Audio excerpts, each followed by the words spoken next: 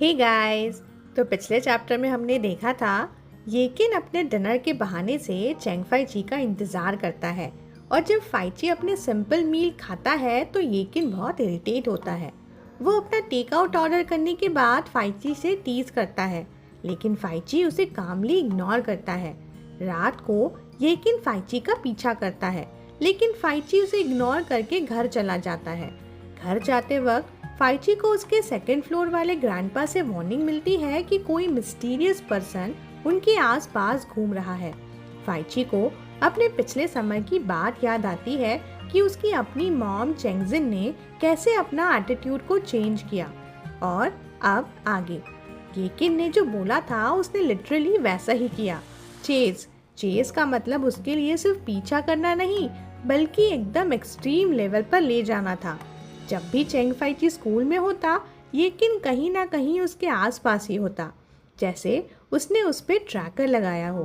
पहले Cheng phi ची को लगा था कि ये सब एक टाइम पास है। कुछ दिनों में जब येकिन को कोल्ड ट्रीटमेंट मिलेगा तो वो थक के छोड़ देगा, लेकिन आधा महीना हो गया था और बंदा अभी भी उसी इंटेंसिटी से फाई ची के पीछे पड़ा था।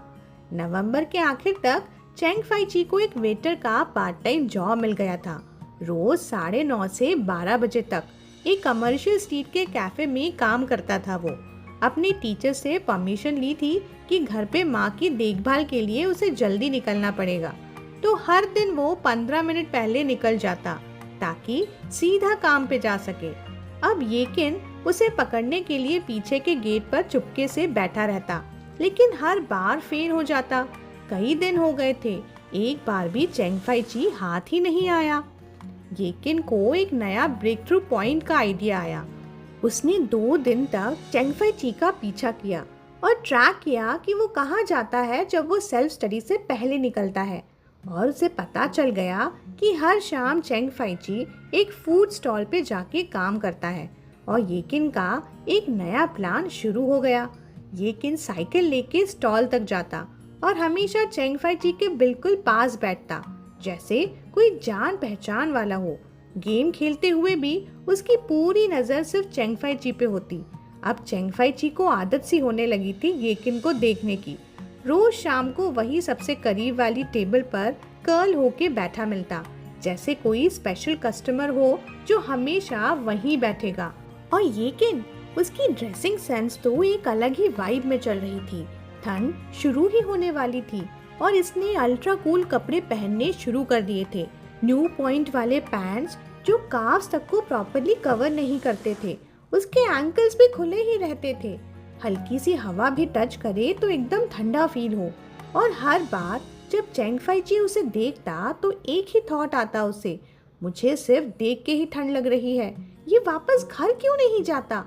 येकिन का नाटक पर अभी भी चालू था। चेंग फाई ची ने सोचा था कि ये बंदा स्मार्ट है, इतना स्टूपिड नहीं कि ये फिर से रात को वापस आए। लेकिन रात को 10 बजने से पहले ही येकिन डाइनिंग टेबल पर फिर से चढ़ा बैठा था। एक ब्राइट येलो हुडी पहने टेबल के सबसे करीब किचन वाले कोने पे बैठा, एक शीट ऑफ पेपर के ऊपर कुछ लिख रहा था। येकिन भी बैठा बैठा सोचता है, पहले तो मुझे ये लगा था कि चेंग फाई ची जानबूझकर स्कूल से जल्दी गायब हो जाता है। फिर मुझे बाद में समझ आया कि ये तो पार्ट टाइम काम करने भी जा सकता है। कितनी मुश्किल से मैं ये पता लगा पाया कि चेंग फाई ची यहाँ काम करता है, पर मुझे नहीं पता था कि वेटर की जॉब इतनी मुश्किल होती है। कई बार तो मैंने $200 तक दिए हैं इस फूड स्टॉल ओनर को, ताकि तो वो मुझे आधे घंटा बात करने दे चेंग फाई ची से। पूरा 1 महीना हो चुका है मुझे ये अनाउंस किए हुए कि मैं चेंग फाई ची को पटाऊंगा। मैंने पिंक स्वेटर भी पहना, डिसेबल्ड होने का नाटक भी किया ताकि चेंग फाई ची का ध्यान अट्रैक्ट हो, लेकिन क्या फ़ायदा। चेंग फाई ची का तो 0 रिएक्शन था और उसकी सबसे बड़ी रिएक्शन क्या थी, बस एक छोटी सी स्माइल, जैसे कोई ऑडियंस किसी मंकी शो से इंटरटेन हो रही हो। और येकिन का पेशेंस अब टूट रहा था। ऐसे ही रात के 10:30 बज जाते हैं और शॉप की ओनर चेंग फाई ची को थोड़ा आराम करने के लिए कहती है। वो येकिन के टेबल पर आके बैठा और सीधा बोला, बोलो तुम मुझसे बात करना चाहते हो या मेरा होमवर्क कॉपी करना चाहते हो। येकिन एक पिटीफुल सा एक्सप्रेशन के साथ बोला, ओह तुम फाइनली आ गए। प्रोफेसर सन ने मुझे 3000 वर्ड्स का एक रिसर्च पेपर लिखने को कहा है। मेरा तो दिमाग ही खराब हो गया। फिर उसे अपने लिखे हुए पेपर को दिखाते हुए बोलता है, देखो ना, मैंने पूरा आधा दिन लगा दिया पर सिर्फ 800 वर्ड्स ही लिख पाया। क्या तुम प्लीज मेरी लिखने में मदद कर दोगे? बस 300 वर्ड्स लिख दो ना, बाकी मैं लिख दूंगा। चैंग फाइची उसकी तरफ देखकर सोचता है, क्या ये बंदा सीरियस है? फिर पूछता है, रिसर्च पेपर? किस टॉपिक पर? येकिन का नाटक अभी भी चालू ही था, खत्म नहीं हुआ था। वो बोला, वो ना कि तुमने सही से पढ़ाई नहीं की और गलत होमवर्क लिख दिया टीचर को बेवकूफ़ बनाने के लिए। बट ऐसे नहीं लिखना, मेन आइडिया होना चाहिए, मुझे अपनी गलती का एहसास है और मैं फ्यूचर में अच्छे से पढ़ाई करूँगा। फाइची ने थोड़ा हैरानी से पूछा, गलत होमवर्क कॉपी किया? फिर मन में सोचता है, मैंने तो जानबूझकर कुछ क्वेश्चंस के आंसर गलत लिखे थे ताकि इसे भगा सकूं।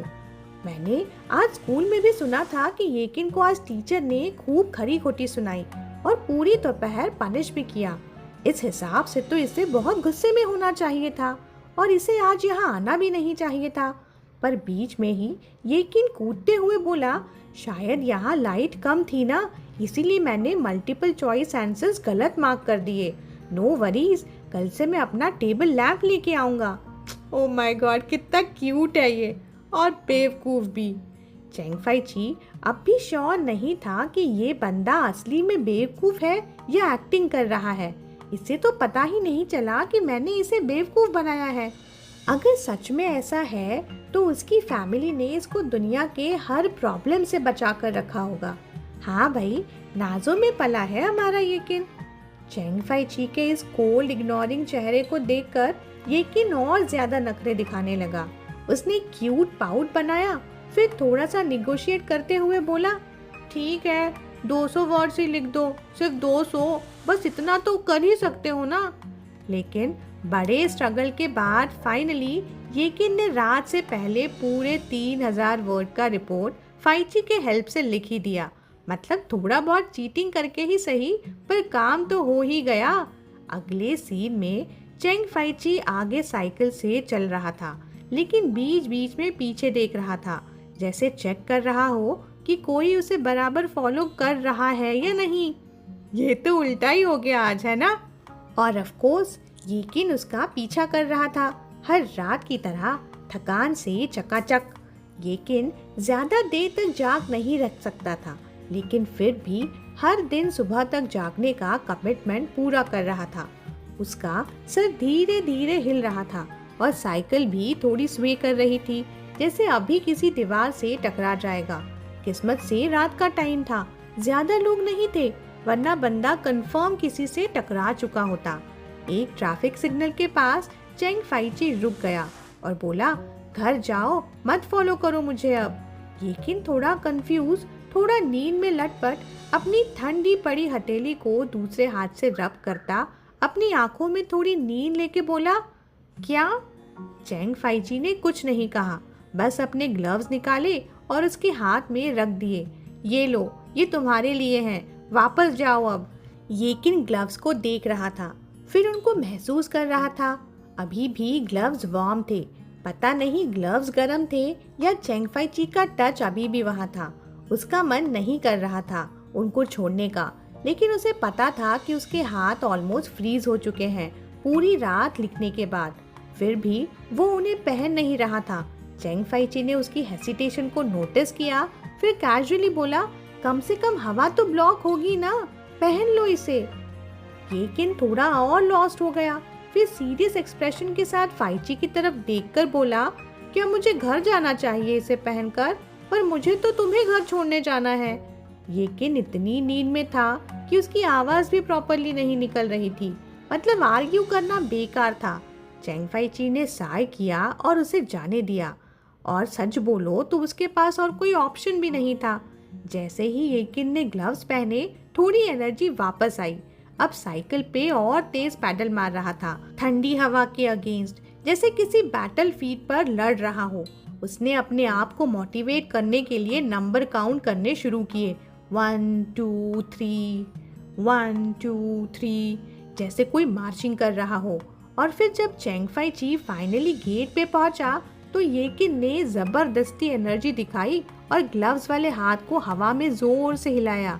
सी यू टुमारो। बस प्रॉब्लम ये थी कि कल सैटरडे था और फूल स्टॉल कल बंद रहती थी। चेंगफाई ची उसे रोकना चाहता था, लेकिन उसका मन कह रहा था कि कोई फायदा नहीं। अगर येकिन वहां जाके किसी को ना मिले तो वो खुद ही वापस चला जाएगा ना, और उसे यही समझना भी चाहिए। आखिर मैं और वो दोनों अलग दुनिया के इंसान हैं ना।